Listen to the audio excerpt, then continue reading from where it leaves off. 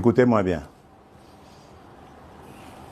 Jamais, au grand jamais, tant que je serai président de la République démocratique du Congo, je n'aurai en face de moi la délégation du M23 ou de l'AFC, là où je ne sais pas, pour négocier. Jamais. Ce que j'ai dit, c'est que je veux parler avec le Rwanda. Pas négocier, vous avez raison. Parler avec le Rwanda. Pour demander à M. Kagame, criminel de son État, qu'est-ce qu'il a à voir contre mon peuple? La République démocratique du Congo, à l'époque République du Zaïre, avait sauvé le Rwanda d'une plus grande catastrophe qui aurait été si nous n'avions pas ouvert nos frontières à tout ce flot de réfugiés. Malheureusement, il y a eu une certaine cécité internationale qui a permis que parmi les fugitifs, il y ait les criminels génocidaires et qu'ils soient rentrés sur notre sol avec leurs armes. On ne les a pas désarmés. Aujourd'hui, l'enfer est parti du Rwanda et est arrivé chez nous. Et on nous abandonne à notre propre sort. Évidemment, le régime criminel de Kigali en profite parce qu'il découvre que c'est une région très riche en minerais et en produits de tout genre, agricoles et autres. Et il veut en faire maintenant son espace. Et ça, nous disons jamais, il n'y a rien à négocier. C'est chez nous. Ce qu'ils n'ont à faire, c'est une seule chose, de plier bagage. Et si je veux parler avec le Rwanda, c'est pour ça, pour dire, bon, c'est quoi votre problème? Pour nous laisser tranquilles. Pas pour vous donner quelque chose, mais pour nous laisser tranquilles. Si vous pensez qu'il y a encore quelque chose chez nous, on va la régler et on vous règle ça et puis c'est terminé. Ils ont donc parlé des FDLR. Nous sommes aujourd'hui à Luanda pour parler de ces histoires-là. Cesser le feu et comment régler le problème de FDLR. C'est tout. Donc, ce n'est pas des négociations pour, après, arriver à des... comment ils appelaient ça? La mixage, instaurer brassage, mixage. Niet. Ça, il n'y aura plus. Ils peuvent arrêter de rêver. Et d'ailleurs, c'est parce qu'ils le savent que vous avez vu qu'ils ravivent encore ce M23, coquille vide, dans un territoire d'ailleurs qui est sous leur contrôle. Donc vous voyez que c'est de la propagande en fait. Ils veulent faire croire que, d'abord ils font cette comédie, ils font dire au M23 qu'ils ne se sentent pas concernés par Luanda, alors que tout le monde sait que c'est Kigali qui les pilote. Ensuite, ils les ravivent un peu pour dire, vous voyez, nous sommes capables de reprendre les armes. OK. Nous savons et nous sommes inscrits dans le processus de Luanda. Et d'ailleurs, demain, des pourparlers vont commencer pour justement se pencher sur le plan de cessez-le-feu et de retrait et le plan d'anéantissement des FDLR. Et nous disons, si à côté de ça, le grabuge continue, nous continuerons à tenir pour responsable Kigali. Et pour nous, le provocateur numéro 1, ce sera lui, et les conséquences, ce sera à lui de les assumer. Et c'est ça le problème. Dernièrement, j'ai reçu, pour l'anecdote, les évêques de la Cinco, le jour où ils ont élu leur nouveau président, leur nouveau bureau. Et dans nos discussions, je ne vais pas les dévoiler ici, mais il y a eu une demande allant dans ce sens.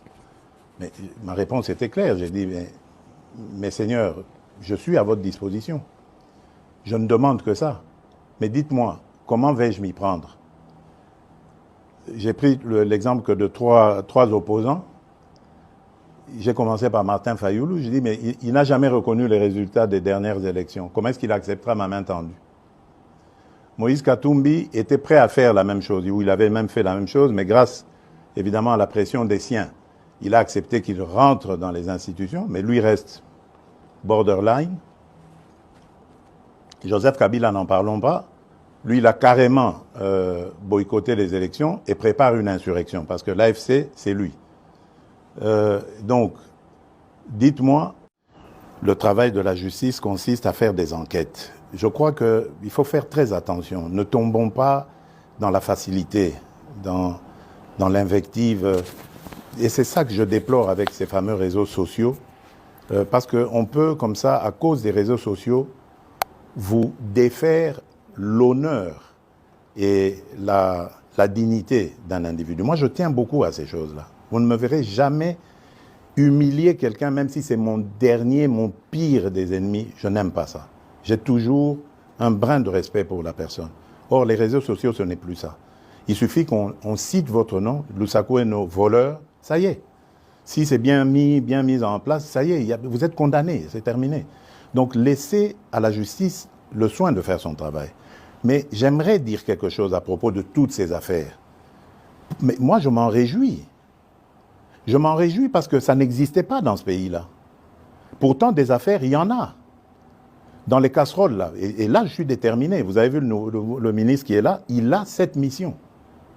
On va ouvrir les placards et on va sortir les cadavres des placards pour montrer que ce pays a été trahi, pillé et volé plus que jamais vous pouvez imaginer avant moi. Aujourd'hui, au moins, nous avons des gens qui dénoncent. C'est déjà ça. Ça veut dire que la corruption avait vraiment été une seconde nature dans ce pays. Donc ne vous en faites pas. Réjouissez-vous quand vous entendez ces choses-là. Malheureusement, c'est récupéré par les réseaux et c'est ça qui désoriente un peu l'opinion, parce qu'il faut laisser la justice sereine. Vous savez qu'elle est déjà malade. On est en train de travailler à la remettre en place.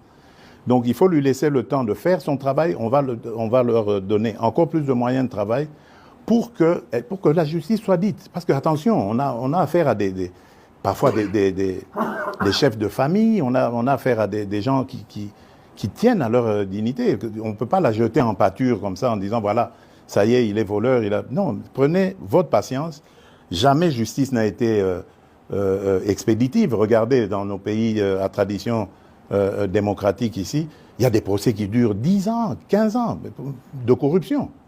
Mais pourquoi est-ce que vous voulez que, parce qu'un nom a été cité, le lendemain, il doit être condamné? Mais non.